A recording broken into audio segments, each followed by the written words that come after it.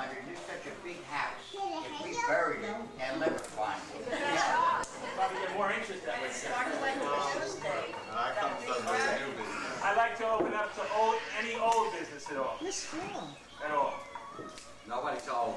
Nobody old? Okay. Let's move on to new business. Jeff, did you want to say something about the Hanukkah party? Yes. I don't have my dates in front of me, but I believe Hanukkah is early this year. December 4th. December 4th. Second. December 2nd. Well, I would suggest that we have the Hanukkah party at the same place again, which has been convenient, and we had a wonderful time last year with quite a few. We had a nice turnout last year, the first Sunday in December. And Don and I will try to make those reservations, and we'll get... I was talking with Mel, and we talked about an idea for Arch, and I wanted to throw it out to the family circle. There's our memorial plaques in his temple, in the main hallway, and we looked at it, and it looks really, really nice. We wanted to do something for Arch because, you know, we really felt that since there aren't any kids, it would be more or less a legacy from the family. We discussed it and we checked it out price-wise. It was $1,000, of which we have already committed. So what I wanted to do was to open it up to the family as far as the remaining $500. Just discuss any further contributions. You know, could be later on privately. You can come up to myself or Carol, whatever the case may be. But I think it would be the appropriate thing to do since he was a very, very integral part of the family. It's open to the board. So. Well, I also think that it should be voluntary. Absolutely, that's why I'm open. What he or she wants is absolutely correct. That's why I said later on. Our group to have anything to do with the outlay. It should be all private contributions as opposed to a family circle. Okay. Yeah. Excuse me. Before we came here tonight, I was figuring out how many families are in this family circle.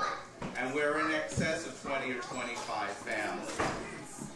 And I figured out, I think the best way to do this was that I will send out a letter to remind everybody, the people that are here and the 2 or 3 people that aren't. Fortunately, we have quite a nice turnout here tonight. And everybody could voluntarily, if they feel they want to send $5 or $20 or $30. But if we're 25 families, and if we're 20 families and those families spend $25, we got it made. So if somebody wants to send 15 and somebody wants to send 30, we're not asking anybody for $100. So I'm going to send out a letter, and I think we'll have... And Max and I are co-hosting a brunch at our house at noon tomorrow for everybody.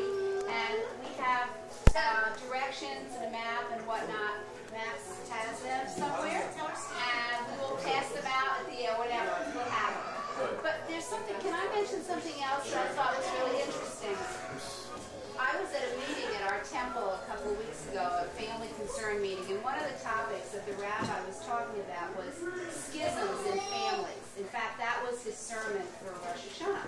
How he has been at funerals and weddings and whatnot recently where brothers don't talk to brothers and cousins don't talk to cousins. But, you know, one of the things that originated maybe in Jersey, New York, but now this is spread out all over. Now, the first president of the family circle, I didn't remember, is Steve's father, Dean Grundle. And here he's all the way from Wisconsin. Here we got a gentleman here from originally Texas and Mexico. So we're getting people from all over. So whereas it originally started, this is a small little clique, and now I see these little children running around. And I remember when you were When it was us. Oh, yes. When we were born 10 years old. In line with I would just like to welcome Steve and Ingrid and Dave to the meeting. It's nice to see you, really. Between us, there's something that is there, and we both realize how similar our values are and our interests are, whether it's music or philosophy or religious studies or whatever. And I saw him tonight, and I looked at him very carefully, and I saw his eyes, and right away it was Uncle Jimmy. And I saw other aspects of him, and I saw Aunt Helen. And they were dear people to me, you know. So when I see him, there's that remembrance, there's a continuum of people who were very dear to me when I was growing up.